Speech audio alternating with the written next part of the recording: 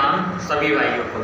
आज हम class 9 science NCERT का चैप्टर 1 पढ़ने जा रहे हैं, मैटर इन आवर सराउंडिंग। तो आइए शुरू करते हैं।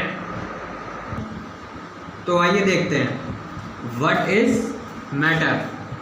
Anything which has mass and occupies space is called matter.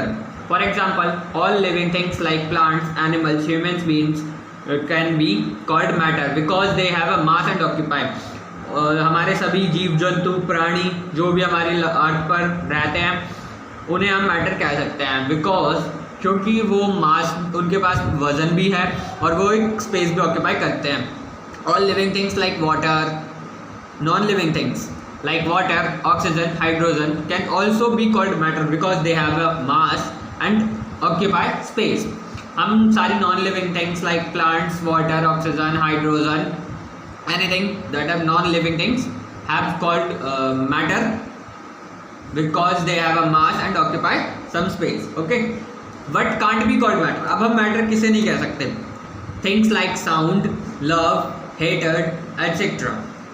can't be called matter because this is because they don't have any mass and don't occupy any type of space. हम अपनी feelings like emotions और हमारे hatred को matter नहीं कह सकते क्योंकि भैया ये हमारे उसमें नहीं स्पेस ऑक्यूपाई नहीं करते और ना इनका वजन होता है। Constituents of matter as per the ancient philosophers of matter, हमारे कुछ एंशिएंट फिलॉसफी हुई मैटर के ऊपर, तो उन्होंने कहा कि matter is classified into 5 elements, पंचतत्व, air, earth, fire, sky and water. आप लोगों ने सुना होगा कहीं शोज वगैरह में कि भाई हमारा शरीर जो है 5 तत्वों से मिलकर के बना हुआ है, जल, अग्नि, वायु, हवा etcetera. As per the modern philosophy of matter, अब मॉडर्न फिलॉसफी क्या कहती है मैटर की? Matter is classified as physical और chemical. Physical classification, it is done on the basis of physical properties, the properties that we can see like rigidity, color, temperature, shape and size etc. Physical property वो होती है जिन्हें हम देख सकते हैं like color, shape, size, texture वगैरह वगैरह, ठीक है। अब next chemical classification, it is done on the basis of chemical composition of matter, that means what kind of particles are present, how they react with other, if they don't react to them, why so।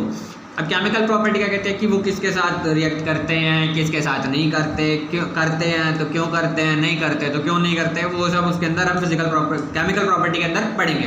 Okay, next physical properties of matter. Matter is made up of particles, all matter constituents of very small particles, these small particles are called atoms. These particles of matter are too small so they can't be seen by naked eyes or simple microscope. Matter जो है भैया particle से मिलकर बना हुआ है। All matter constituents of very small particles, these small particles are called atoms.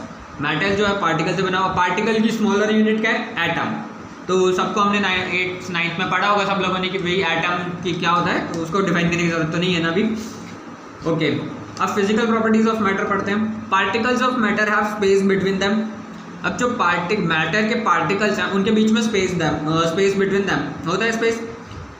For example, when the sugar is dissolved in the water, the particles of sugar is disappeared in the water. अब आप लोगों ने देखा होगा कभी हम लोग नींबू पानी या चाय वगैरह बनाते हैं तो उसमें हम लोग चीनी डालते हैं। चीनी कुछ टाइम बाद अगर उसे हम मिलाते रहें तो घुल जाती है, दिखाई देना बंद हो जाती है काफ़ी कुछ टाइम बाद। तो उसका रीज़न ये होता है कि वही जो वाटर होता है वो उसके मॉलिक्यूल्स जो होते हैं लाइटली पैक्ड होते हैं, उनके बीच में कुछ स्पेसेस होता है, तो इसलिए जो शुगर होता है वो अपने आप को एडजस्ट कर लेता है in the between the water molecules. देखिए आगे, this happens because sugar particles get adjusted in the space between the particles of the water and no rise the water level comes in result. जिससे कि अगर water में space है तो जिससे कि पानी बाहर भी नहीं आता और वो भी डिजॉल्व हो जाते हैं ईजिली, ठीक है। Particles of matter are moving all the time.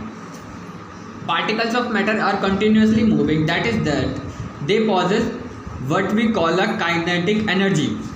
ये एक एनर्जी possess करते हैं जो उसको हम काइनेटिक एनर्जी बोलते हैं। Kinetic energy means the energy produced during the motion, produced by motion. As the temperature rises particles move faster. अब जब किसी चीज़ का हम टेम्परेचर बढ़ाएंगे तो पार्टिकल्स उसके फास्टर मूव करते हैं। So we can say that with the increase in the temperature the kinetic energy of particle also increase. अगर हम ये कहते हैं कि भैया हम टेम्परेचर बढ़ाएंगे तो काइनेटिक एनर्जी भी बढ़ेगी टेम्परेचर के साथ साथ, ठीक है। For example the smell of food बिगिन cooked in the kitchen reaches us even from as a considerable distance. जो आप लोगों ने देखा होगा कभी हमारे यहाँ खाना बनता है तो खाने की खुशबू दूर से ही आने लगती है, सबको मतलब खुशबू आने शुरू हो जाती है। हम बहुत दूर बैठे होते हैं दूसरे कमरे में, तब भी हमें खाने की खुशबू आती है। क्यों आती है? क्योंकि वो पार्टिकल्स हमेशा मूव करते रहते हैं normally. Okay, third point, particles of matter attract each other. Particle of matter attract each other. अब अट्रैक्ट क्यों करते हैं भाई? देखो, particles of matter attract each other because of inter atomic attraction force present between them. This force is maximum in solid as constituents of particles of solid are closely packed, hence they have a maximum interatomic force। भाई अब इनके बीच में ना एक force होता है जो इनको अट्रैक्ट करता है, उस फोर्स को हम बोलते हैं inter atomic attraction force present between them. इनके बीच में जो फोर्स होता है उसको हम इंटर एटॉमिक बोलते हैं।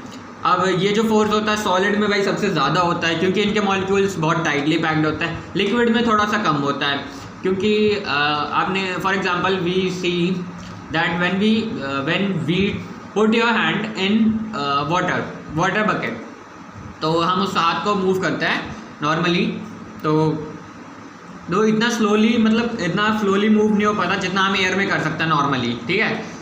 तो इतना स्लोली मूव नहीं हो सकता वाटर में, क्योंकि वाटर में एक फोर्स है, उसके मॉलिक्यूल्स के बीच में कुछ स्पेस है, मॉलिक्यूल के बीच में कुछ स्पेस है, वो हमें थोड़ा स्पेस दे रहा है कि भैया तुम अपना हाथ हिला सकते हो आराम से।